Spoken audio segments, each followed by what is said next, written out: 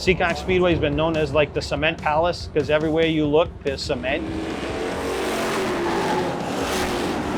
I love this track. I've always have loved this track since I was a kid. It's the holy grail around this place, if you ask me. I love racing here. I would categorize Seekonk Speedway as like a bull ring. Very tight racing. 2-wide racing is common in my division. 3-wide racing. I've done more 3-wide racing this year than I have in the last 10 years. We average 80 miles an hour, which means we're doing roughly 70 miles an hour in the turns and 90 miles an hour down the straightaway. This is speed. You're really flying.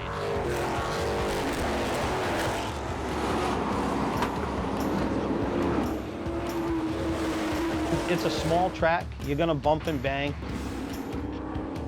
It's just big enough to get up there and get some speed, and small enough to not be so dangerous. You're gonna total into a wall doing 120 miles an hour.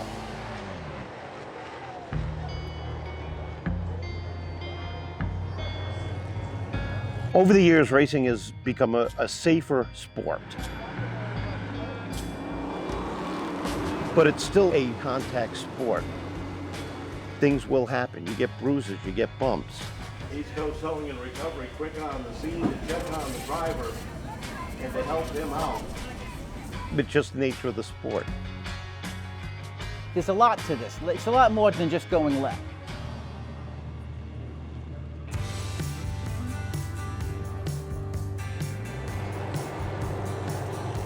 We've got fans that have been coming here since the beginning, 1946. Their sons and daughters, their grandchildren, their great-grandchildren are spending their Saturdays here because it becomes part of their family. They grow up here. I grew up here.